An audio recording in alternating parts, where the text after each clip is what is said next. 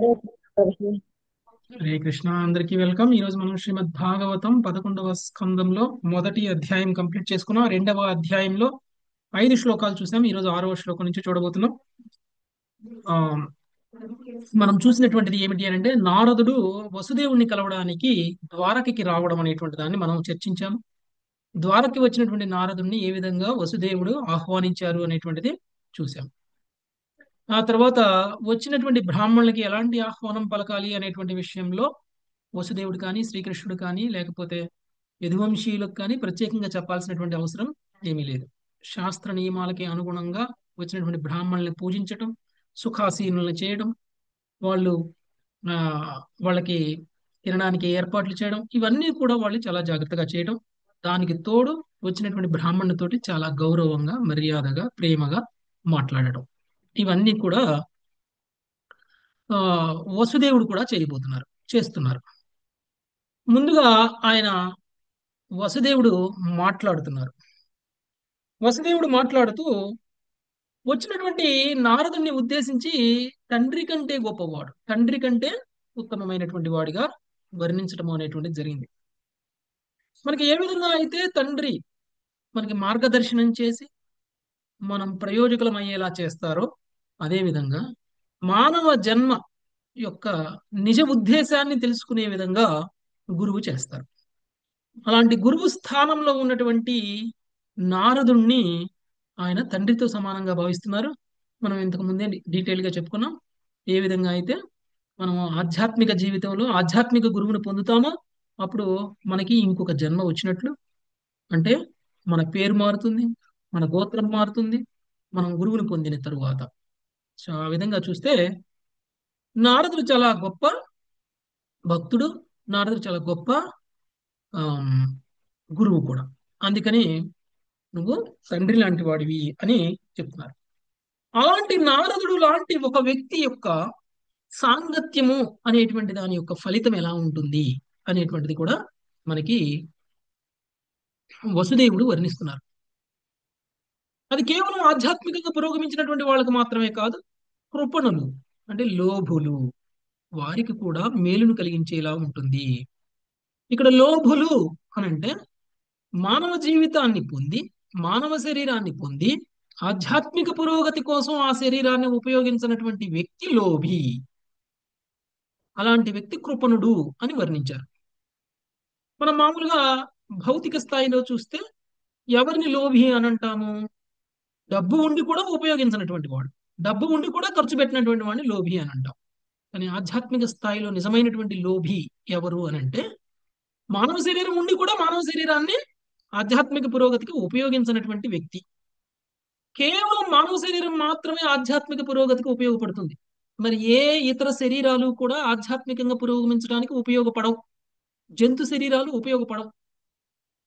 అలాంటి మానవ శరీరం ఉత్తమమైనటువంటి శరీరం. ఆ శరీరాన్ని పొంది కూడా ఆధ్యాత్మిక పురోగతికి కనుక మనం వాడుకోకపోతే మనల్ని కృపణులు అని అంటారు.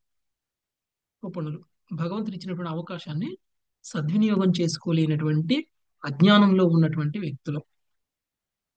అలాంటి వ్యక్తులకు కూడా ఇలాంటి గొప్ప గొప్ప సాధువుల యొక్క సాంగత్యం కొద్ది కాలం పాటు, కొద్ది క్షణాల పాటు ఉంటేనే దానివల్ల ఫలితం ఉంటుంది అని ఆ వసుదేవుడు వర్ణించారు. ఇంకా ఇలాంటి సాధువులు దేవతల కంటే కూడా ఉత్తమమైనటువంటి వాళ్ళు, దేవతల కంటే ఉత్తమమైనటువంటి వాళ్ళు. దేవతలు మనకి కోరికల్ని తీరుస్తారు, మనకి తాత్కాలికమైనటువంటి సమస్యల్ని తీరుస్తారు. మనం ఏదో కష్టాల్లో ఉంటే ఏదో యజ్ఞం చేస్తే దేవతలు ప్రసన్నమైపోయి మన కష్టాలను తీర్చేటువంటి కోరికల్ని చేస్తారు. దానివల్ల ఏం జరుగుతుంది? ఆ కష్టాలను తీర్చుకోవడం కోసం చేసినటువంటి కర్మకాండ ఏదైతే ఉందో అది మనల్ని భౌతిక బద్ధజీవనంలోనే ఉంచేస్తుంది. జన్మ, మృత్యు, జరా, వ్యాధి వీటిలోనే ఉండిపోయేలా చేస్తుంది. ఒకవేళ మనకి దేవతల కోరిక తీర్చరు అని మనకు తెలిసిందనుకోండి, ఇప్పుడు మనం ఏం చేస్తాము? అలాంటి కోరికలు తీర్చుకోవడం కోసం చేయాల్సినటువంటి కర్మకాండ చేయడం మానేస్తాం.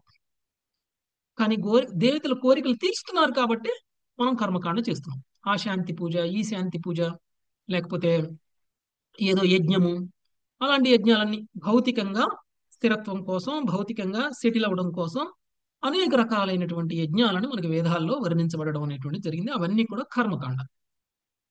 ఇదంతా ఒకవేళ వేదాలలో చెప్పబడినటువంటి ఈ పుష్పిత వాక్కులు వీటికి గనక మనం ఆకర్షితం అయిపోయాము అని అంటే మన పతనాన్ని మనమే కోరుకున్నట్లు.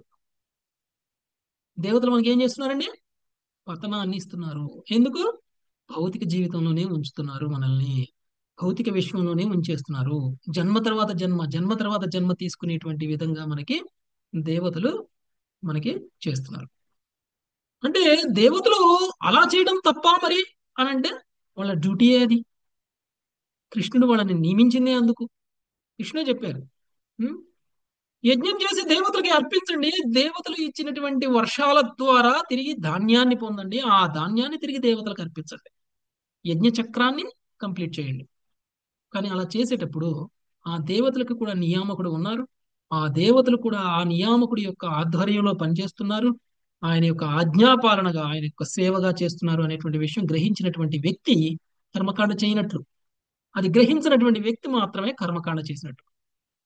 మరి ఎవరైతే మీ కోరికలు తీర్చి మిమ్మల్ని భౌతిక బద్ధ జీవనంలోనే ఉంచి జన్మ తర్వాత జన్మ అనేక కష్టాలను తీర్చుకునేలా చేస్తున్నారో ఆ దేవతలు గొప్పవాళ్ళ?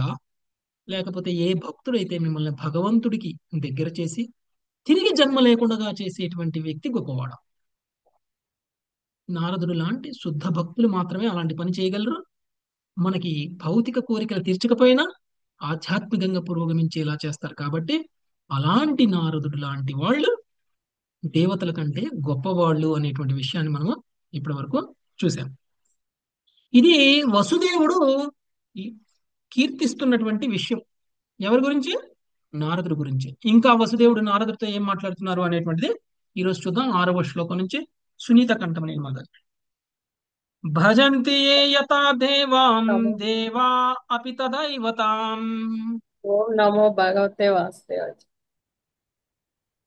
భజంతి ఏ యథా దేవాన్ దేవా అపి తథైవ తాన్. ఛాయేవ కర్మ సచివా సాధవో దీనవత్సలాం. ఛాయేవ కర్మ సచివా సాధవో దీనవత్సలాః. భావము: దేవతలను ఆరాధించువారు ఆ దేవతల నుండి తాము సమర్పించిన దానికి తగినట్లుగా ఫలమును బడయుచుందురు. ఛాయ వలె దేవతలు అనుచరులై ఉన్నారు, కానీ సాధువులు నిజమునకు పతితుల ఎడ కరుణామయులై ఉందురు. భాష్యము: ఛాయ ఏవ కర్మ సచివాహ అను పద సముదాయము ఇచ్చట ప్రధానమైనది. ఛాయ అనగా నీడ అని అర్థము. దేహము యొక్క నీడ దేహ చలనములనే నిక్కచ్చిగా అనుసరించును. దేహ చలనమునకు భిన్న విధముగా చరించే శక్తి నీడకు ఉండదు. అట్లే భజంతియే యథా దేవాన్ దేవా అపి తథైవతాన్ అని ఇచ్చట చెప్పబడినట్లు దేవతలు జీవులకు వసగడి ఫలములు అచ్చట జీవుల కర్మలకు తగినట్లుగా ఉండును. జీవునికి సుఖదుఖముల నొసగుటలో అతని కర్మఫలమును అనుసరించుటకే దేవతలు భగవానునిచే శక్తి ప్రదానం కావించబడిరి. నీడ స్వతంత్రముగా చెరింపజాలనట్లు దేవతలు జీవుని స్వతంత్రముగా శిక్షింపజాలరు లేదా వరమునివ్వజాలరు. దేవతలు ధరణిపైని మానవుల కన్నను కోట్ల రెట్లు అధిక శక్తి సంపన్నులైనను తుట్టతుదకు విశ్వపాలకులుగా వర్తించుటకు భగవానునిచే అనుమతించబడిన అల్పులకు భగవద్దాసులే అయి ఉన్నారు. భగవన్ నియమములను ఉల్లంఘించినచో దేవతలైనను భగవానునిచే శిక్షింపబడుదురని భగవానుని శక్త్యావేశ అవతారమైన పృథు మహారాజు శ్రీమద్ భాగవతము నందలి చతుర్థ స్కందములో పలికి ఉండెను. ఇంకొక ప్రక్క నారదముని వంటి భగవద్భక్తులు సకామ కర్మను మానసిక కల్పనను త్యజించి దేవదేవునికి శరణుజొచ్చుమని నచ్చజెప్పుచు తన శక్తివంతమైన ప్రచారము ద్వారా జీవుని కర్మకు అడ్డుపడుతుందరు. భౌతిక అస్తిత్వంలో మనుజుడు అజ్ఞాన బంధము వలన కఠిన పరిశ్రమ కావించుచుండును. కానీ విశుద్ధ భక్తుని సాంగత్యము చే అతడు జ్ఞానవంతుడైనచో భగవంతుని నిత్యదాసునిగా తన నిజమైన స్థితిని తెలుసుకొనగలుగును. అటువంటి సేవను అనురించుటచే అతడు భౌతిక జగత్తు పట్ల అనురక్తిని పూర్వకర్మ ఫలమును నశింపజేసుకుని శరణాగత జీవునిగా భగవత్ సేవలో అపరిమితమగు ఆధ్యాత్మిక స్వాతంత్ర్యమును పడేయగలడు. ఈ సందర్భమును బ్రహ్మ సంహిత 5.54 ఇట్లు పలికినది: యస్త్వింద్ర గోప మధవేంద్ర మహోస్వకర్మ బంధానురూప ఫలభాజనమాతనోక్తి కర్మాణి నిర్దహతి కింతు జ భక్తి భాజాం గోవిందమాది పురుషం తమహం భజామి. భక్తి యోగ సమన్వితులైన వారి కర్మ మూలమును దహింపజేసిడివాడు ఆది పురుషుడు గోవిందుని నేను భజించెదను. అల్పమగు ఆరుద్ర పురుగు విషయమున తక్కువ, స్వర్గరాజుకు ఇంద్రుని విషయమును ఎక్కువ అని లేకుండా కర్మపదమును పయనించి వారులకు వారి పూర్వకర్మ శృంఖలమును అనుసరించి నిష్పక్షపాతముగా అతడు సుఖదుఖములను నొసగుచుండును. దేవతలైనను కర్మ నియమములకు బద్ధులే. కానీ భగవంతుని విశుద్ధ భక్తులు భౌతిక భోగవాంఛను పూర్తిగా త్యజించిన వారే కర్మలేశమును చక్కగా దహింపజేసి ఉందురు. మనుజుడు శరణాగత జీవునిగా భగవద్భక్తిలో నెలకొననిదే నిజముగా నిష్కామునిగా చెప్పబడడని ఈ సందర్భమున శ్రీ భక్తి సిద్ధాంత సరస్వతి ఠాగూర్లు వ్యాఖ్యానించిరి. ఒక్కొక్కప్పుడు లౌకికుడు దానము లేదా లోకోపకర కార్యక్రమంలో నెలకొని తనను తాను నిష్కామకర్తగా భావించవచ్చును. అట్లే నిరాకార బ్రహ్మంలో లీనమవగోరెడి చరమ లక్ష్యముతో జ్ఞాన సాధనలో నెలకొనడి వారలు కూడా తమను నిష్కాములుగాను లేదా వాంఛారహితులుగాను చెప్పుకొనవచ్చును. అయినను అట్టి కామ్యకర్మ రతులు జ్ఞానులు తామ నామమాత్ర నిష్కామత్వంతో తలమునకలై ఉన్నను యథార్థమునకు కామదాసులే అని శ్రీల భక్తి సిద్ధాంత సరస్వతి ఠాగూర్లు అనిరి. అనగా భగవంతుని నిత్యదాసులమనడి స్థితిని వారు తెలుసుకోలేదు. లోకోపకారయుతుడకు కర్మిష్ఠుడు భౌతిక జగత్తు యొక్క క్షణికానందమునకు పరమైనట్టి సచ్చిదానందమయ జీవనమును గురించి ఎరుగని వాడైన కారణమున ఇతరులకు వాస్తవమైన లాభమును వసగ సమర్థుడు కాకపోయినను తనను తాను మానవులకు ఉత్తమ మిత్రుడునని మెచ్చగా తలుచుచుండును. అట్లే జ్ఞాని తాను భగవంతుడనని గర్వముగా ప్రకటించుకొనినను భగవంతునిగా అగుడని ఇతరులకు చెప్పినను ఈ నామమాత్ర భగవంతుళ్ళు అందరూ ఎందులకై ప్రకృతి నియమబద్ధులై ఉన్నారనేది విషయమును మాత్రము వివరింపజాలడు. నిజమునకు భగవంతునిగా అయ్యేడి యత్నము భగవత్ ప్రేమపై ఆధారితమైనది గాక భగవంతునితో సమాన స్థాయిని పొందుడి కోరికపై ఆధారపడి ఉన్నది. అనగా దేవదేవునితో అన్ని విధములుగా సమానము కావాలననేది కోరిక కేవలము వేరొక లౌకిక కోరికయే అయి ఉన్నది. కనుక తమ కోరికలను తీర్చుకొనడి యత్నంలోని అసంతృప్తి కారణమున కర్మిష్ఠులు జ్ఞానులు అతిత జీవుల ఎడ నిజమైన కరుణను చూపజాలరు. ఈ సందర్భమున శ్రీ మధ్వాచార్యులు ఉత్తామ సంహిత నుండి ఈ క్రింది శ్లోకమును ఉదహరించిరి. సుఖమిచ్చంతి భూతానాం ప్రాయో దుఃఖాసహ నృణాం తథాపి తేభ్య ప్రవరా దేవా ఏవ హరే ప్రియాః. ఋషులు సకల జీవుల సుఖమును కోరియుందురు. నరుల దుఃఖమును వారు ఎంతమాత్రం సహింపజాలరు. అయినను దేవతలు శ్రీహరికి అత్యంత ప్రియమైన వారు కనుక శ్రేష్ఠులై ఉన్నారు. శ్రీల మధ్వాచార్యులు కరుణామయులకు ఋషుల కన్నను దేవతలను ఉన్నత స్థానంలో ఉంచినప్పటికీ సాధవస్తున్న కర్మానుగత బద్ధజీవుల యొక్క పుణ్య పాపకర్మలను పట్టించుకొనక కరుణామయులై ఉండేది కారణమున సాధువులు నిజమునకు దేవతల కన్నను శ్రేష్ఠులు అని శ్రీల జీవగోస్వామి పలికిరి. మధ్వాచార్యులకు జీవగోస్వామికి నడుమ గోచరించిన ఈ బాహ్యముగ అభిప్రాయ భేదమును శ్రీల భక్తి సిద్ధాంత సరస్వతి ఠాగూర్లు తీర్చివేయచ్చు శ్రీల మధ్వాచార్యులు చెప్పిన మాటలోని ఋషి అను పదము కర్మిష్ఠులు జ్ఞానులలోని నామమాత్ర సాధువులను సూచించునని చెప్పిరి. సాధారణ కర్మిష్ఠులు జ్ఞానులు తమను తాము నైతికత పరోపకార శిఖరముగా తలంతురు. అయినను దేవదేవుని మహోన్నత స్థితిని గురించి ఎరుగని వారు కనుక వారు దేవతలతో సమానముగా భావింపబడుదురు. దేవతలు భగవద్భక్తులను జీవులు భగవానుని నిత్యదాసులను ఎరిగిన వారును అయి ఉన్నారు. అయినప్పటికీ నాటి దేవతలను నారదుడు వంటి విశుద్ధ భక్తులతో పోలరు. అటువంటి విశుద్ధ భక్తులు పుణ్యులు పాపులు ఇరువురికిని అత్యున్నత పూర్ణత్వ జీవనమును వసగుటకు శక్తిని కలిగి ఉందరు. జీవులందరూ అట్టి విశుద్ధ భక్తుల ఆజ్ఞలను పాటించవలసి ఉండును. హరే కృష్ణ ప్రభుజీ, ధన్యవాదాలు. హరే కృష్ణ. సో ఇప్పుడు గొప్ప భక్తుల యొక్క గొప్పతనాన్ని చెప్తూ ఉన్నారు. ఇంతకు ముందు శ్లోకంలో దేవతల కంటే గొప్పవాళ్ళు అని చెప్పారు. దాన్నే ఇంకా ఎక్స్టెండ్ చేస్తూ ఎందుకు దేవతల కంటే గొప్పవాళ్ళు, మరి భక్తుల్లోనే చాలా రకాలు ఉన్నారు, మరి ఆ భక్తులందరిలో ఉన్నటువంటి వివిధ రకాల భక్తుల్లో ఎవరు గొప్పవాళ్ళు, ఎందుకు అనేటువంటి విషయానికి మనకి వివరణ ఈ అధ్యాయంలో ఇస్తున్నారు, ఈ సెక్షన్లో ఈ శ్లోకంలో ఇస్తున్నారు. మొదటిగా చూస్తే దేవతల విషయాన్ని చూస్తే దేవతలు మనందరి కోరికలు తీరుస్తున్నారు. ఎప్పుడు తీరుస్తున్నారు? మనం వాళ్ళని సంతృప్తి పరిచినప్పుడు తీరుస్తున్నారు. ఏ యజ్ఞమో చేసి దేవతల కోసం యజ్ఞం చేసి దేవతలకి సమర్పించుకున్నప్పుడు మనం ఏమైతే కర్మ చేశామో ఆ కర్మకి అనుగుణంగా ఫలాన్ని ఇస్తున్నారు. అంటే ఎలా భావించవచ్చు అని అంటే, ఒక కిరాణా షాప్ వాని దగ్గరికి వెళ్ళిపోయి మీరు 100 రూపాయలు తీసుకెళ్ళి ఏమేమి కొనగలరు మీరు? ఒక బియ్యం కొనాలనుకున్నారు అనుకోండి, కిలో 50 రూపాయలు అనుకున్నారు అనుకోండి, ఎన్ని కిలోలు కొనగలరు మీరు బియ్యం? 2 కిలోలుగా 2 కిలోలు బియ్యం కొంటారు. అదే నా దగ్గర 100 ఉంది, నాకు 3 కిలోలు ఇయ్యి అంటే ఏమంటాడు? ఇవ్వడు. ఇవ్వను ఇవ్వడు. అంటాడు. ఇంకా మీరు తెచ్చుకో ఎంత డబ్బు ఇస్తారో యాభై అంటారు. డబ్బులు, మీరు ఎంత ఎంత డబ్బు ఇస్తారో అంత డబ్బుకు సరిపడ మాత్రమే వ్యయం ఇస్తారు. ఒకవేళ కిలో బియ్యం 60 రూపాయలు అనుకోండి, మీరు 100 రూపాయలు ఇచ్చారనుకోండి, 2 కిలోలు అప్పుడు కూడా ఇవ్వడం. ఓకే, 120 రూపాయలు ఇస్తే 2 కిలోలు ఇస్తాడు. 20 రూపాయలకి సరిపడ బియ్యం తగ్గించి మిగిలిన బియ్యం ఇస్తాడు 2 కిలోలలో. అది కిరాణా షాప్ వాడు చేసే పని. దేవతలు కూడా అలానే చేస్తారు. దేవతలు కూడా మీరు చేసినటువంటి కర్మకి అనుగుణంగా మాత్రమే ఫలితాన్ని ఇస్తారు. మీరు పొందే ప్రతి ఫలితము దేవతలు మీ మీద ఏదో కరుణ చూపించి మీకు ఇచ్చినటువంటి ఫలితం అని అనుకోవద్దు. దేవతలు మన మీద ఏమీ కరుణ చూపారు.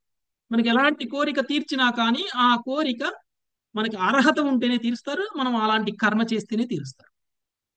అంతకు మించి ఇచ్చే అధికారం దేవతలకు లేదు. మనల్ని ఏమీ ఇవ్వకుండా మనల్ని శిక్షించే అధికారం కూడా దేవతలకు లేదు. మనం అనుకోవచ్చు దేవతలు మనల్ని శిక్షిస్తారేమో మనం దేవతలను పూజించకపోతే అని. మనల్ని శిక్షించే అధికారము దేవతలకు లేదు, మన కర్మకి మించి ఫలితాన్ని ఇచ్చే అధికారం కూడా దేవతలకు లేదు. నిష్పక్షపాతంగా భగవంతుడు మన కర్మలకి అనుగుణంగా ఫలితాలని ఇస్తున్నారు.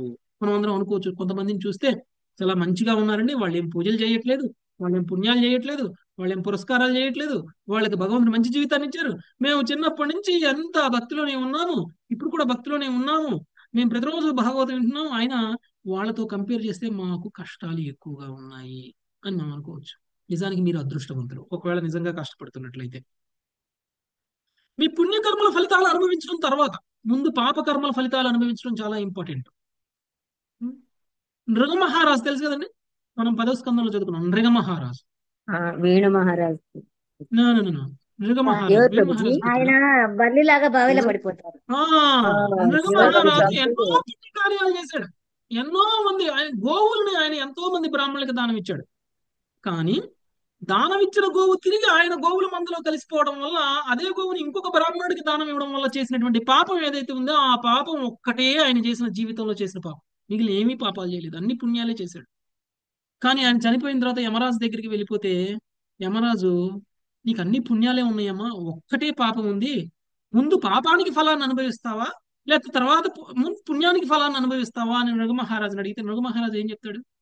పాపానికి ముందు నేను పాప పాపకర్మ ఫలాన్ని ముందు తీసుకుంటాను, తర్వాత పుణ్య ఫలాలు చూసుకోవచ్చు అనుకుంటాడు. అందుకని నృగమహారాజు ద్వారకలో పెద్ద బావిలో బల్లిగా పుడతాడు. ఉత్తరవేదిలా ఉండిపోతుంది. అవును. ఊసరవల్ల బల్లి, పెద్ద బల్లి, రాక్షస బల్లి అలా పుడతాడు.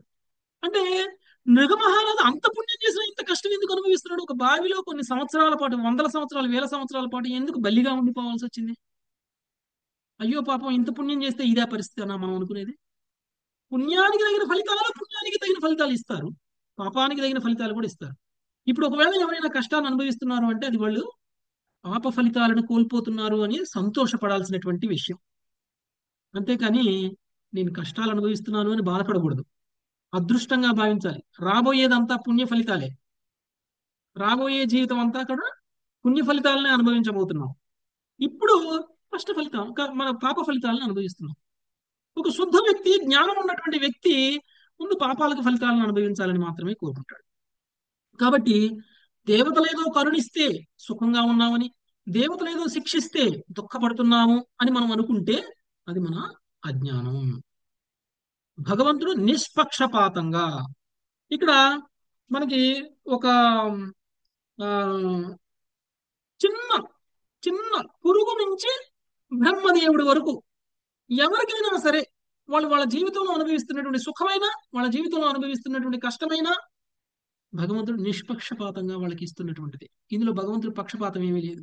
ఎందుకు వాళ్ళు మంచిగా ఉన్నారు, ఎందుకు మేము మంచిగా లేము అని అనుకుంటే మనం మూర్ఖత్వం. భగవంతుడు అలాంటి పక్షపాతం చూపించరు.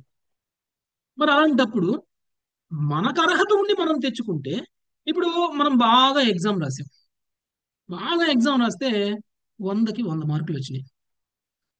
ఆ ఎగ్జామ్ పేపర్ దిద్దురుడు కరుణ వల్ల మనకు వచ్చినట్ట, మనం కష్టపడితే వచ్చినట్ట? మనం కష్టపడితే వచ్చాయి కష్టపడితే వచ్చినాయి. దానికి ఆ ఎగ్జామ్ పేపర్ దిద్దిన వాడు ఇచ్చాడు కాబట్టి నాకు వచ్చినాయి అని చాలా గొప్పవాడు అని మనం అనుకుంటామా?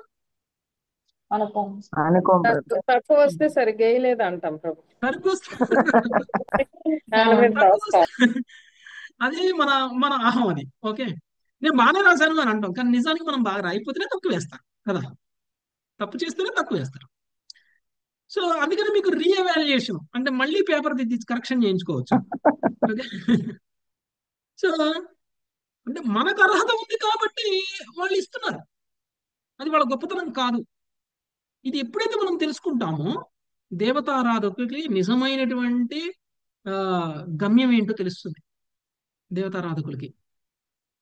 ఎందుకంటే ఈ దేవతారాధకులుకి తెలుసుకోవాల్సిన విషయం ఏంటంటే దేవతలు కూడా భగవంతుడి యొక్క ఆధ్వర్యంలోనే పనిచేస్తున్నారు. వాళ్ళు ఒకవేళ వరం ఇచ్చినా భగవంతుడి అనుమతి, వాళ్ళు ఒకవేళ శిక్షించినా భగవంతుడి అనుమతి.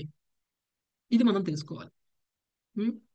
బ్రహ్మదేవుని పూజించే హిరణ్యకశిపుడు ఏం చేశాడు? గొప్ప వరాన్ని పొందాను, బ్రహ్మదేవుడు ఇచ్చాడు అని అనుకున్నారు. భగవంతుడి ఆధ్వర్యంలో పనిచేసేటువంటి బ్రహ్మదేవుడు, భగవంతుడి నియంత్రణలో ఉన్నటువంటి బ్రహ్మదేవుడు భగవంతుడి అనుమతి లేకుండానే ఇస్తాడా హిరణ్యకశిపుడికి వరం? లేదు ప్రభుజీ. భగవంతుని అనుమతితో. అందుకనే భగవంతుడు నరసింహ అవతారంలో వచ్చారు హిరణ్యకశిపుడిని చంపేయడానికి. ఓకే, ఎప్పుడైతే అలా భౌతికంగా పతనం చెందినటువంటి వ్యక్తులు ఉంటారో అలాంటి వాళ్ళని సంహరించడానికి స్వయంగా భగవంతుడే అవతరించారు. ఓకే, కాబట్టి ఇది దేవతల యొక్క స్థాయి. దేవతల యొక్క స్థాయి గురించి చెప్పడానికి ఇంతకు మించి మనం ఎక్స్ప్లెయిన్ చేయడానికి ఏముండదు కదా. ఎందుకంటే దేవతలు మన అర్హతకి అనుగుణంగానే మనకి ఫలితాలు ఇస్తారు, మనల్ని శిక్షించే అధికారం, మన అర్హతకి మించి మనకి ఫలితాలను ఇచ్చే అధికారము దేవతలకి లేదు. దేవతలు భగవంతుడి యొక్క నియంత్రణలోనే పనిచేస్తున్నారు అనేటువంటి విషయం మనం తెలుసుకున్నాం. మరి సాధువులు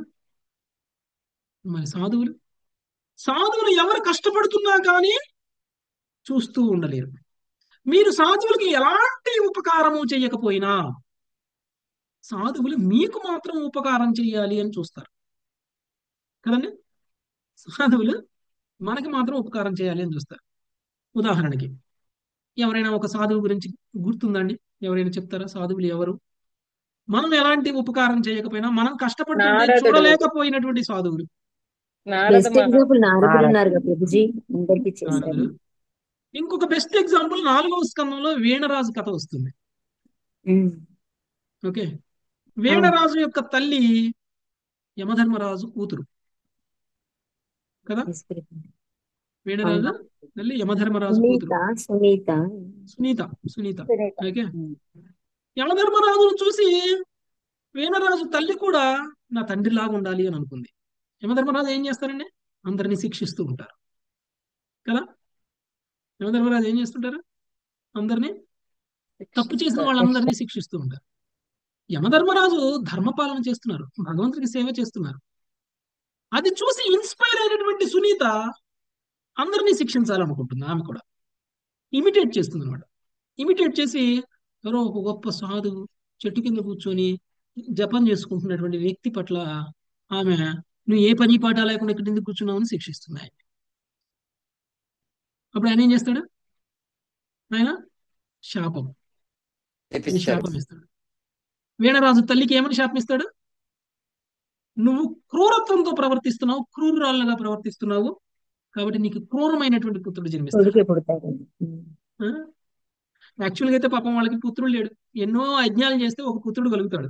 ఆ పుత్రుడు కలిగే లోపలనే ఈ వీణరాజు తల్లి వాళ్ళ తండ్రి యొక్క పోలికలను వచ్చేసరికి శాపం కారణంగా ఒక పుత్రుడు కలిగినా గాని ఆ పుత్రుడు వేణుడై పుట్టాడు. వేణుడు ఎంత క్రూరుడో తెలుసు కదండి మీకు. చంపేస్తూ ఉంటాడు, చిన్నప్పటి నుంచి చంపుతా ఉంటాడు, చాలా క్రూరంగా ఉంటాడు. వీణరాజు తండ్రి వేణుడు చూసి పుట్టుకుపోతేనే బాగుండేది ఇలాంటి కొడుకు పుట్టిన దానికంటే అనుకుంటారు కదా. ఫస్ట్ ఏమనుకున్నారు? ఏ కొడుకు పుట్టిన దానికంటే ఒక చెడ్డ కొడుకు పుట్టినా పర్వాలేదు అనుకున్నారు. తర్వాత ఏమనుకున్నారు? ఒక చెడ్డ కొడుకు పుట్టిన దానికంటే కొడుకు పుట్టకపోతేనే బాగుంది. ఒకవేళ ఇంకొక రకంగా చెడ్డ కొడుకు పుట్టడం మంచిదని కూడా అనుకున్నారు.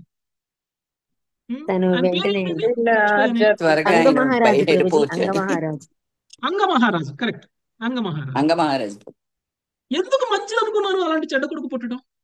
తను వెంటనే ఇక ఆసక్తి వెళ్ళిపోవచ్చు ఉండదు కదా కదా గురుజీ. ప్రభుజీ. వాటి ఆ పట్ల అనాసక్తితో వెళ్ళిపోవచ్చు. Correct correct. అంగమహారాజు ఏమనుకున్నారంటే, ఒకవేళ మంచి కొడుకు పుడితే వాడి మీద ప్రేమ పెరిగి ఉండేది, వాడి మీద ప్రేమ వల్ల నాకు భౌతిక జీవితం మీద కుటుంబ జీవితం మీద ఆసక్తి పెరిగి ఉండేది. ఈ చెడ్డ కొడుకు పుట్టాడు, వీడి మీద అసహ్యం వేస్తుంది, వీడితో కలిసి ఉండాలంటే కూడా అసహ్యం వేస్తుంది, ఇలాంటి కుటుంబంలో ఉండాలంటే కూడా అసహ్యం వేస్తుంది. కుటుంబం మీద, పుత్రుల మీద, భార్యల మీద, ఆస్తి మీద, ఐశ్వర్యం మీద విరక్తి వచ్చి ఆయన ఒక్కసారిగా రాజ్యాన్ని వదిలేసి వెళ్ళిపోయారు. ఇది మంచేనా? అంగరాజుకు జరిగిన మంచేనా? మంచిగా కాదు అవును. ప్రభుజీ, మంచి తండ్రి జరిగింది. వెళ్ళిపోయాడు. అంగరాజుకి చాలా మంచి జరిగింది. అందుకని ఆయన అనుకున్నాడు, ఏ కొడుకు పుట్టకపోయినా చెడ్డ కొడుకు పుడితే మంచిది అనుకున్నాడు ఫస్ట్. తర్వాత ఎందుకు ఇలాంటి చెడ్డ కొడుకు పుట్టాడు అని అనుకున్నప్పటికీ, మంచి కొడుకు కంటే చెడ్డ కొడుకు పుడితేనే మంచి జరిగింది నాకు, నాకు త్వరగా వైరాగ్యం వచ్చింది, నేను త్వరగా రాజ్యాన్ని కుటుంబాన్ని వదిలేసి బయటికి వెళ్ళిపోగలను. నేను ఒకవేళ బయటికి వెళ్ళిన తర్వాత కూడా రిగ్రెట్ ఉండదు, పశ్చాత్తాపం ఉండదు. అరే నేను ఎందుకు కుటుంబాన్ని వచ్చేసాను వదిలేశాను అనే పశ్చాత్తాపం ఉండదు. వాళ్ళని వదిలేసి మంచి పని చేశాను అని అనుకుంటాడు గుర్తొచ్చినప్పుడల్లా, కదండి. అవును ప్రభుజీ. అవును. సో ఎస్ అలాంటిది ప్రభు. మంచి జరిగిందని అంగరాజు అంటే వాళ్ళ జన్మలో మనం దీన్ని బట్టి మనం గ్రహించాల్సింది ఏమిటి అంటే, మన లైఫ్ లో మనకి ఇచ్చేటువంటి కర్మ, ప్రతి కర్మ ఏదైతే ఉందో, ఫలితం ఏదైతే ఉందో మనం మంచి కోసమే జరుగుతుంది. అది కష్టమైన, అది సుఖమైన మంచి కోసమే జరుగుతుంది.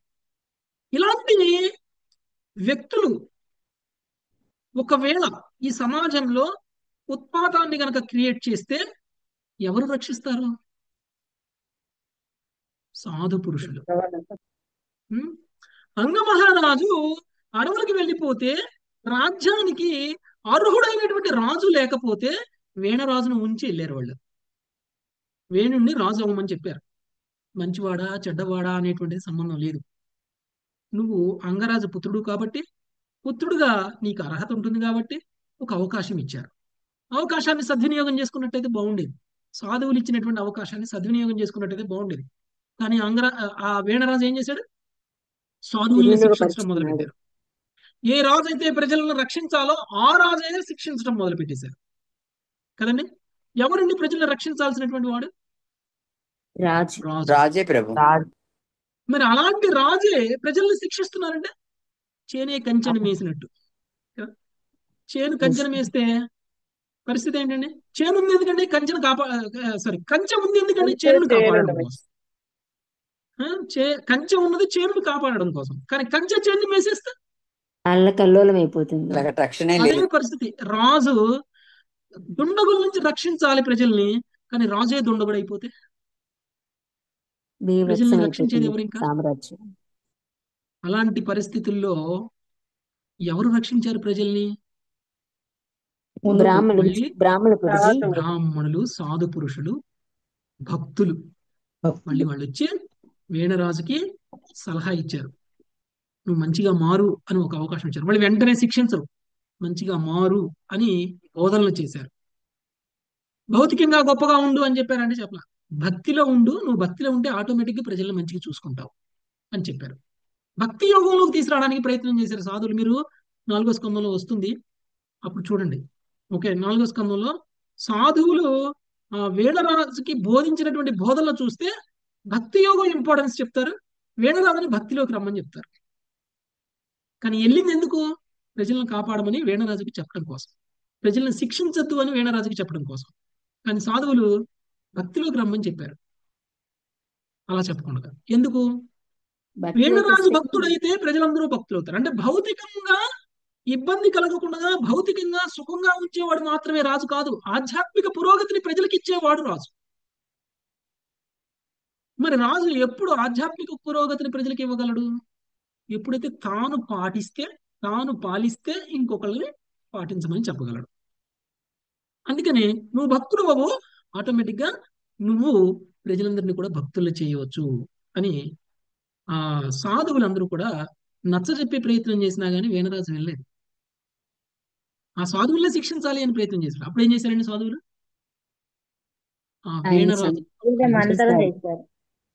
వేణరాజుని చంపేశారు.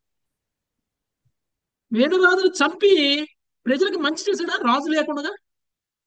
మళ్ళీ చేశారు. మళ్ళీ పునఃసృష్టి చేశారు కదా. దేహం ద్వారా మళ్ళీ సాధువులు ఇంకొక రాజుని తీసుకొచ్చారు. ఎవరైనా? పృథ మహారాజు వస్తారు. సో పృథ మహారాజు ఎంత గొప్పగా పాలించారు మళ్ళీ ప్రజల్ని అంటే ఎవరు కాపాడారు ప్రజల్ని? దేవతలు కాపాడారా?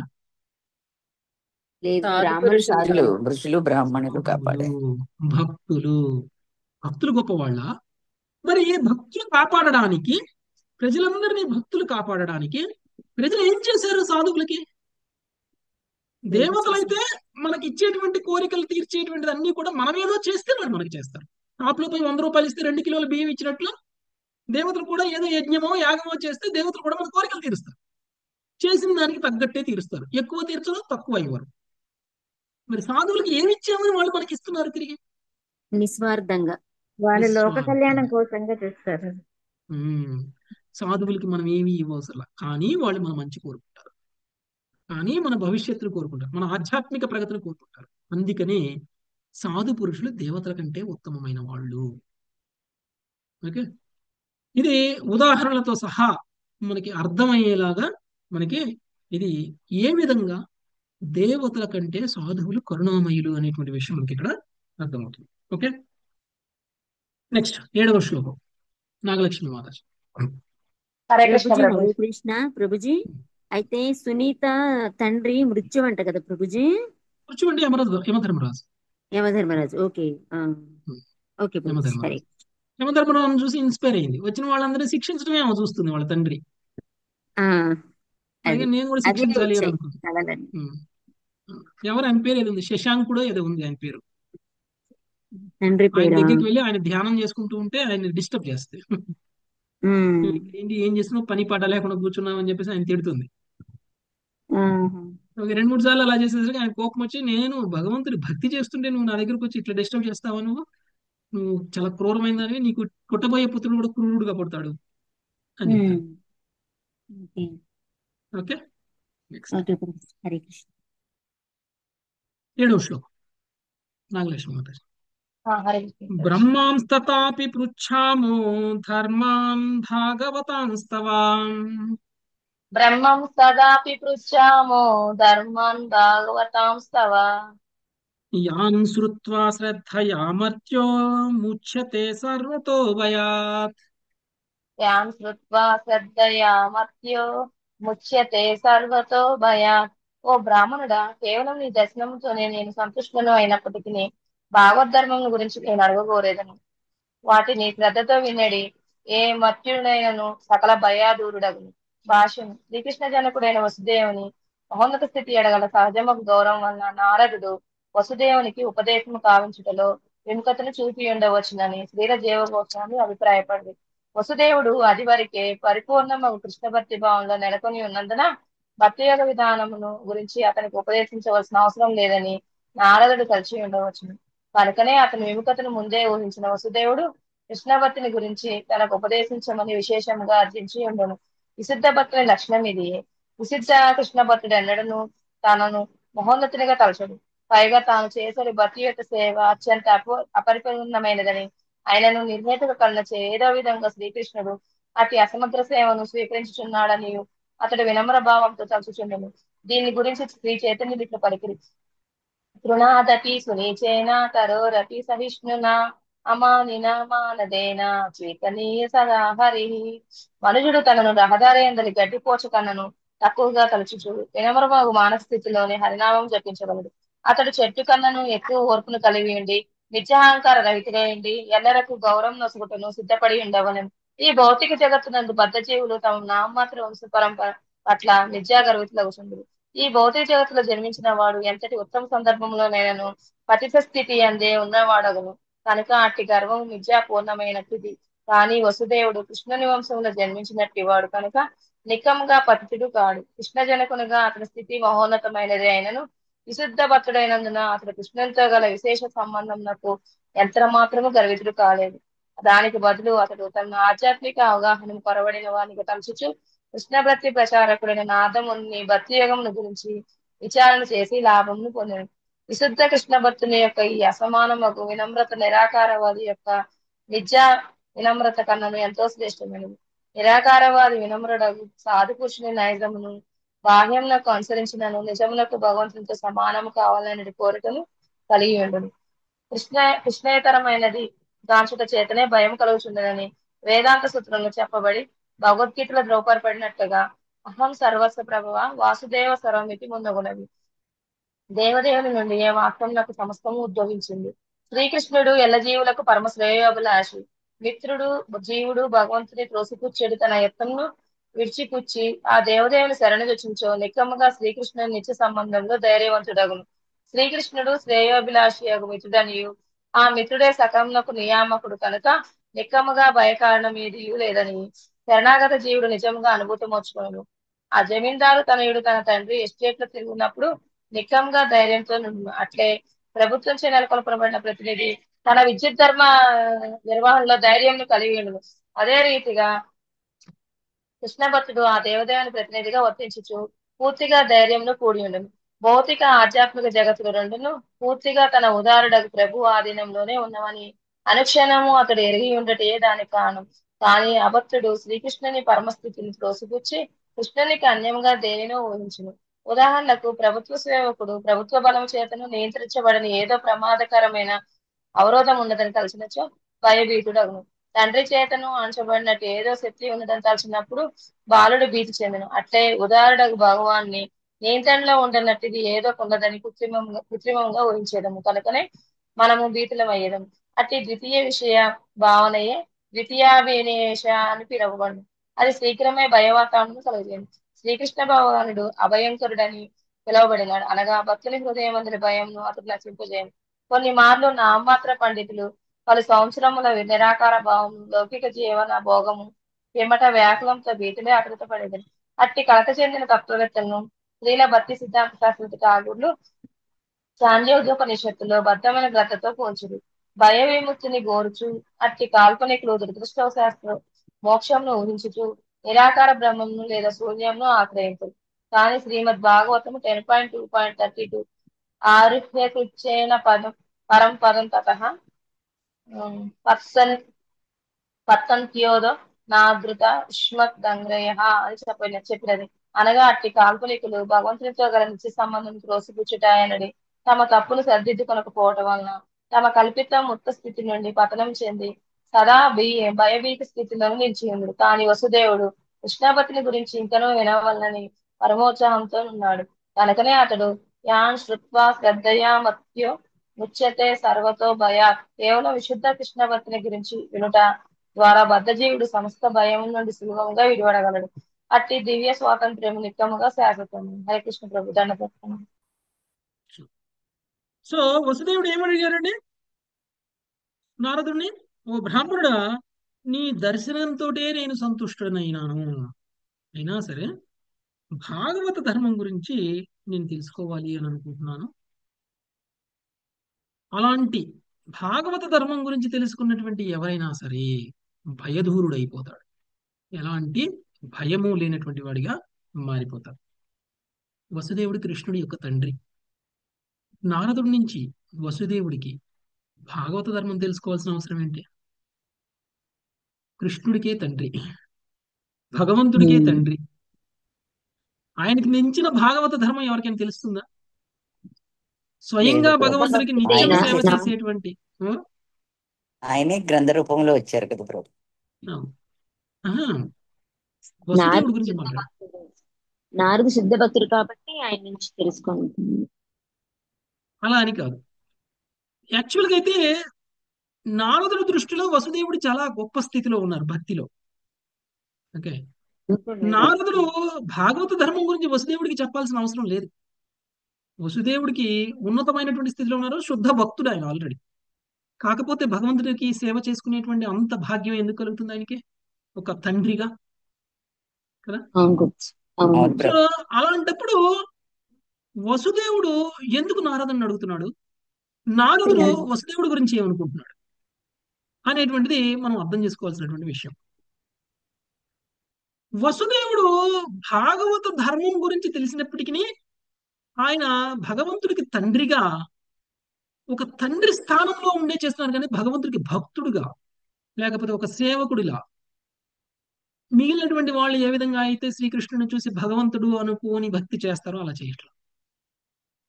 కాబట్టి ఆయనకి భయం. ఎలా అంటే భగవంతుడి నియంత్రణలోనే అన్ని పనిచేస్తున్నాయి అనేటువంటి విషయం మనకి తెలిసినప్పుడు మనం అప్పుడు భగవంతుడికి భక్తులం అవుతాం. అంటే ఏ విధంగా అంటే ఎలాంటి కష్టం నుంచైనా తండ్రి మనల్ని కాపాడగలరు అనేటువంటి నమ్మకం మనకి తండ్రి మీద ఉన్నప్పుడు మనం దేనికి భయపడం. ఎప్పుడైతే తండ్రి నియంత్రణలో లేనటువంటి ఏవో కొన్ని విషయాలు మనల్ని భయపెట్టేటువంటి అవకాశం ఉంది అని మనం ఎప్పుడైతే ఫీల్ అవుతామో అప్పుడు ఏవో కొన్ని ఉన్నాయి, తండ్రి కూడా నియంత్రించలేరు, తండ్రి కూడా స్టాప్ చేయలేరు, తండ్రి కూడా మనల్ని కాపాడలేడు అనేటువంటి భయం మనలోకి వచ్చేస్తుంది. కానీ ప్రతిదీ తండ్రి నియంత్రణలోనే ఉంది, ఏది తండ్రి ఆజ్ఞ లేకుండా జరగదు అనేటువంటి విషయం ఎప్పుడైతే తెలుసుకుంటామో అప్పుడు మనకి భయం అనేటువంటిది ఉండదు. అలాంటి ఒక పరిస్థితిలోనే వసుదేవుడు ఉన్నారు. ఎందుకు అంటే కృష్ణుడిని దేవాది దేవుడిగా భావించట్లేదు ఆయన, పుత్రుడుగా భావిస్తున్నాడు. ఆయన ఎంత కృష్ణుడికి సేవ చేసినా గానీ ఎంతో కొంత భయం. ఏంటిదా భయం? నేను ఎక్కడ ముక్తి మార్గంలో లేను, నేను ఎక్కడ భక్తి మార్గంలో లేను, నేను ఎక్కడ భౌతికంగా పతనం చెందుతాను అనేటువంటి భయం. అందుకని సాధు పురుషులు కలిసినప్పుడు భాగవత ధర్మం గురించి తెలుసుకోవాలి, అదే మనల్ని భయముక్తుల్ని చేస్తుంది అనేటువంటి విషయాన్ని చెప్తున్నారు నారదుడు. సరే, నారదుడితో మాట్లాడుతూ మనకి వసుదేవుడు చెప్తున్నారు. ఓకే, సో కృష్ణ భక్తి అనేటువంటిది అంత ఉన్నతమైనటువంటిది అనేటువంటి విషయం వసుదేవుడికి కూడా తెలుసు. ఇక రెండవ కారణం, భక్తుడికి భాగవత ధర్మం తెలియక కాదు. శుద్ధ భక్తులు కలిసినప్పుడు తిరిగి భాగవత ధర్మం చెప్పండి అని అడిగేది, తెలిసినా అడుగుతారు. ఎందుకు?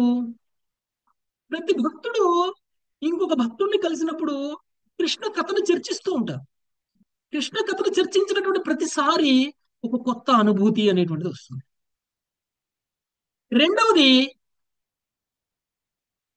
తెలిసినా కానీ తెలియని విధంగా వినమ్రతతో ఉండేది కేవలం భక్తుడే. ఇప్పుడు మనం చూస్తే ఇంతకు ముందు కొంతమంది ఋషులందరూ చర్చిస్తున్నారు కదా, ఋషులు మనం ఇంతకుముందు వేదమూర్తుల స్థుతులు ఎవరు చెప్పారు మనకి?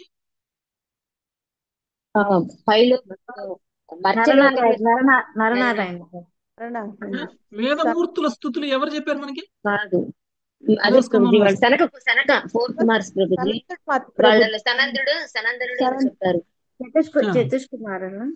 చతుష్కుమారులు సనందుడు చెప్తారు కదా. సనందుడు అక్కడ ఎవరికి చెప్తాడు?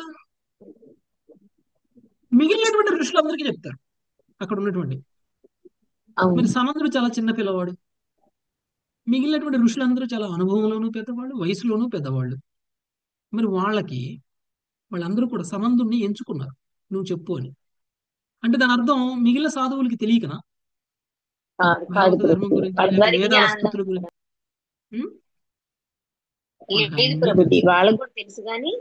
వాళ్ళకన్నీ తెలిసినా కానీ వాళ్ళు వినయాన్ని ప్రదర్శించారు. ఎవరో ఒకళ్ళని నామినేట్ చేసి ఒకళ్ళతోటే చెప్పించుకోవాలి అని అనుకున్నారు. వాళ్ళకి తెలిసిన విషయాలే చెప్తున్నా కానీ వాళ్ళు వింటూ ఉన్నారు సనందుడి నుంచి. చెప్పేటప్పుడు సనందుని, అరే నువ్వు అలా అనుకుంటున్నావా, అలా కాదు, నేను ఇలా చెప్తున్నాను విను అని మళ్ళీ ఖండించి మళ్ళీ యువతల ఋషులు మాట్లాడారా ఎక్కడైనా? సనందుడు మాట్లాడిందని ఖండించాల.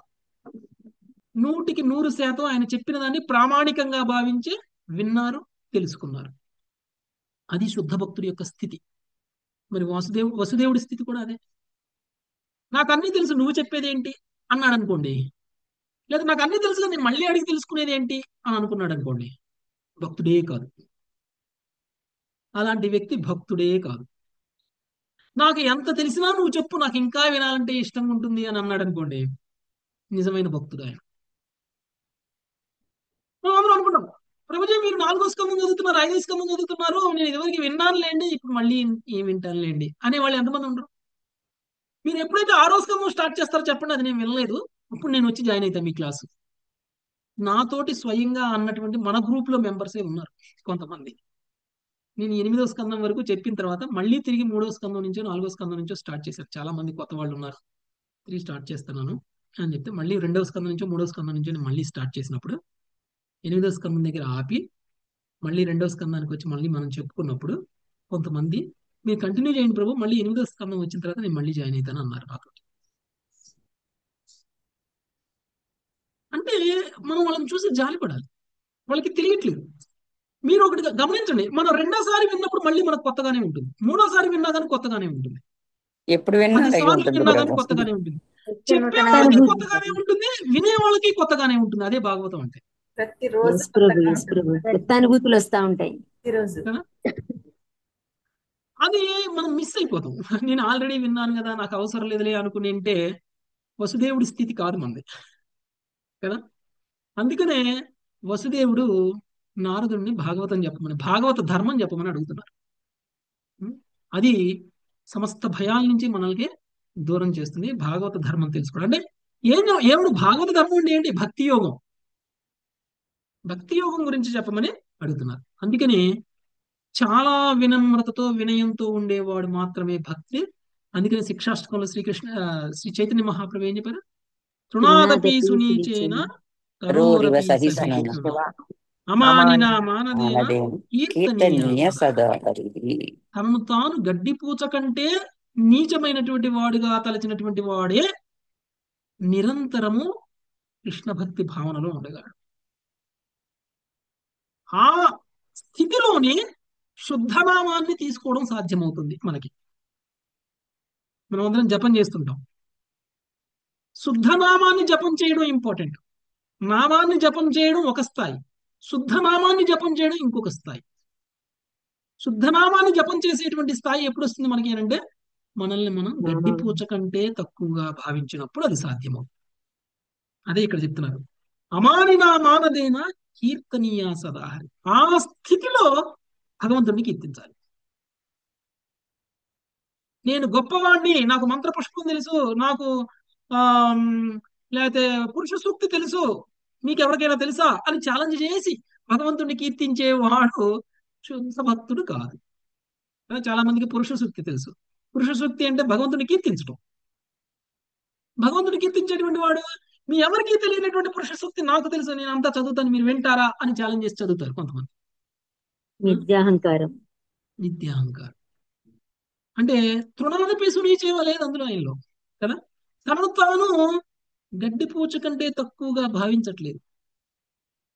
నాకు అన్నీ తెలుసు, ఇక్కడ ఉన్న వాళ్ళకంటే బాగా తెలుసు, అందుకనే నేను చెప్తాను మీరు వినండి అనేటువంటి వాళ్ళ స్థితి శుద్ధ భక్తి స్థితి కాదు. అలాంటి వాళ్ళ స్థితి వాసుదేవ స్థితి కాదు. ఇది వాసుదేవ స్థితి. అందుకనే ఆయన తమను తాను అల్పుడుగా భావిస్తూ నారదుణ్ణి చెప్పమని చెప్తున్నారు. కానీ నారదుడు తనను తాను అల్పుడుగా భావిస్తూ వసుదేవుడి యొక్క స్థితి చాలా గొప్ప స్థితి, స్వయంగా శ్రీకృష్ణ భగవానుడికే తండ్రి అని నారదుడు అనుకుంటున్నారు. ఎవరికి వాళ్ళు తృణాదపి సునీచేవ, ఇద్దరు భక్తులు. నారదుడు వసుదేవుడు అడిగాడు కదా అని చెప్పేసి, ఆహా వసుదేవుడు నన్ను అడిగాడంటే వసుదేవుడి కంటే నేను గొప్పవాణ్ణి అని నారదుడు అనుకోవట్లేదు. వసుదేవుడు కృష్ణుడికే తండ్రి కాబట్టి నారదుడి కంటే గొప్పవాణ్ణి అని వసుదేవుడు అనుకోవట్లేదు. అది శుద్ధ భక్తుల యొక్క స్థాయి. ఓకే, ఎవరైతే చెప్తారో వాళ్ళని ప్రామాణికంగా తీసుకోవాలి. ఎవరైతే పరంపరలో ఉండి చెప్తారో వాళ్ళు మనకంటే చిన్నవాళ్ళైనా, మనకంటే తక్కువ అనుభవం ఉన్న వాళ్ళైనా, మనకంటే గొప్పవాళ్ళు కాకపోయినా మనం గొప్పవాళ్ళగానే భావించాలి, వాళ్ళని గురువుగానే భావించాలి. అదే వసుదేవుడు చేస్తున్నాడు. ఓకే, అందుకని శ్రీకృష్ణ భగవానుడి గురించి తెలుసుకోవాలి అనేటువంటి ఉద్దేశాన్ని ఆయన వ్యక్తం చేయడం అనేటువంటిది జరిగింది. ఇందాక శ్లోకంలో అయితే, ఈ శ్లోకంలో అయితే భాష్యంలో చెప్పబడినటువంటి ఒక ముఖ్యమైనటువంటి విషయాన్ని మనము గుర్తు తెచ్చుకుందాం. ఇలాంటి ఒక గొప్ప భక్తులు ఎవరైనా సరే ప్రశ్న అడిగితే వెంటనే వాళ్ళని ఉద్ధరించడం కోసం సమాధానం చెప్పేస్తారు. భాగవత ధర్మాన్ని అడిగితే భాగవత ధర్మం చెప్పేస్తారు. వాళ్ళు అలా చెప్పడం వెనక ముఖ్య ఉద్దేశం స్వప్రయోజనం కాదు. ప్రశ్న అడిగిన వాడు తన లాభం కోసం మాత్రమే అడగలేదు, ప్రశ్నకి సమాధానం చెప్పినటువంటి వాడు తన లాభం కోసం మాత్రమే చెప్పలేదు. లేదంటే ప్రశ్న అడిగిన వాడి లాభం కోసం మాత్రమే చెప్పడం. ప్రశ్న అడిగిన వాడు ఎందుకు అడుగుతాడంటే సమస్త భౌతిక జగత్తులో ఉన్నటువంటి జీవుల అందరి యొక్క మంచి కోసం అడుగుతాడు ప్రశ్న. చెప్పేవాడు కూడా ఈ లోక భూమి మీద సంరక్షణ. ఉన్నటువంటి జీవులందరి యొక్క మంచి కోసం చెప్తారు. అంటే అక్కడ చెప్పేవాడు వినేవాడు మాత్రమే వాళ్ళ మంచి కోసమే చెప్పట్లేదు, మనందరి మంచి కోసం చెప్తున్నారు. ఓకే, ఇలాంటి ఒక స్థితిలో దేవీ దేవత ఉండరు, ఇలాంటి ఒక స్థితిలో జ్ఞానులు ఉండరు, ఇలాంటి ఒక స్థితిలో కర్మకాండరతులు ఉండరు. ఎందుకు? దేవీ దేవతల గురించి మనం ఆల్రెడీ డీటెయిల్ గా మాట్లాడాం. కర్మకాండ చేసే వాళ్ళు కూడా ఎందుకు ఇలాంటి స్థితిలో ఉండరు అంటే వాళ్ళు ఏదో కోరికలతో ఏదో వాళ్ళు సకామ ఏదో కర్మ. వాళ్ళకు నిష్కామ కూడా కర్మ ఏం చేయలేరు. ఆధ్యాత్మికత వాళ్ళ ఉండదు. కోరికలతోటే వాళ్ళు కర్మలు చేస్తున్నారు. కోరికలను తీర్చుకోవడంలో బిజీ అయిన వ్యక్తి ఇంకొకరికి శ్రేయోభిలాష అవుతాడా? లేదు. సూతుడిని అవ్వలేరు అడిగిన ప్రభు. కూడా వాళ్ళు అదే కదా ప్రభుజీ. వాళ్ళ స్వార్థం శవనప్పుడు అందరూ కూడా వాళ్ళ అదే అడిగారు కదా, ఉం? కలియుగ జన్మ మాతాజీ, కోసమే అడిగారు.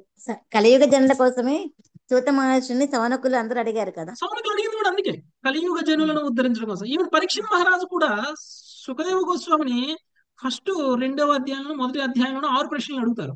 అందులో సర్వజనుల యొక్క శ్రేయోభిలాషిగా శ్రేయస్సు కోసం ఏం చెయ్యాలి అని అడిగారు. ఆయన శ్రేయస్సు కోసం అడిగారా? ఆయన సమస్త ప్రజల శ్రేయస్సు కోసం. సర్వజనుల ప్రజల కోసం. శ్రేయస్సు కోసం సుఖదేవ గోస్వామి చెప్తున్నప్పుడు కూడా అక్కడ వశిష్ఠ వారు వీళ్ళందరూ ఉన్నా కూడా, వ్యాసదేవుల వారు ఉన్నా కూడా ఆయనే ప్రాముఖ్యంగా చెప్తుంటే అందరూ విన్నారు, నారదుడితో సహా, పరశురాముడితో సహా. అవును, అసలు నిజంగా గ్రేట్ ప్రభుజీ. కదా? వాళ్ళ లక్షణాలు అలా ఉంటాయి, సిద్ధ భక్తులే. సో శుద్ధ భక్తులు ఎంత గొప్ప వాళ్ళు అనేటువంటి విషయం చెప్పడానికి కర్మకాండ రతులతో పోల్చలేము, దేవతలతో పోల్చలేము, జ్ఞానులతో కూడా పోల్చలేము. కదా, జ్ఞానులు భయస్థులై ఉంటారు. ఎందుకు? వాళ్ళు నిరాకార బ్రహ్మంలో లీనమవడం కోసం వాళ్ళు చేస్తున్నటువంటి సాధన ఫలిస్తుందో ఫలించదో అనేటువంటి భయం. వాళ్ళు నిరాకార బ్రహ్మంలో లీనమవ్వాలి అనేటువంటి కోరికలో మునిగి తేలుతూ ఉంటారు. వాళ్ళు కోరికలను తీర్చుకుంటారు. అంటే కోరికలను పూర్తిగా త్యజించినటువంటి వ్యక్తి మాత్రమే ఇంకొకరికి శ్రేయోభిలాష అవుతాడు, కానీ కోరికలు పూర్తిగా నశించినటువంటి వ్యక్తి ఎవరికీ శ్రేయోభిలాష కాలేడు. ఇది మనకి ఈ భాష్యంలో చెప్తున్నటువంటి విషయం. పూర్తిగా కోరికల్లో, అంటే చివరికి జ్ఞాని కూడా కోరికల్లోనే ఉన్నారు, కర్మకాండ రతులు కూడా కోరికల్లోనే ఉన్నారు, దేవతలు కూడా భగవంతుడిలా వాళ్ళేమి, లేకపోతే శుద్ధ భక్తుల్లా వాళ్ళేమి మనకేం ఉపకారం చేయరు. దేవతల స్థాయి గురించి మనం చదువుకున్నాం. కాబట్టి వీళ్ళందరికంటే గొప్పవాడు భక్తుడు. ఎందుకు? ఎలాంటి కోరిక లేకుండా, ఎలాంటి ఎక్స్పెక్టేషన్ లేకుండా అందరినీ ఉద్ధరించడం కోసం మాత్రమే కృష్ణ కథని ప్రచారం చేస్తూ ఉంటాడు. కాబట్టి ఓకే, సో ఈ రోజుకి ఇంతటితో ఆపుదాం మాతాజీ. Thank you very much. Hare Krishna. రేపటి నుంచి మళ్ళీ 8వ శ్లోకం చదువుకుందాం. వంఛాకల్పతరుభ్యశ్చ కృపా సింధుభ్యైవ చ పతితానాం పావనేభ్యో వైష్ణవేభ్యో నమో. హరే కృష్ణ హరే కృష్ణ కృష్ణ కృష్ణ హరే హరే, హరే రామ హరే రామ హరే రామ రామ హరే రామ. హరే హరే. హరే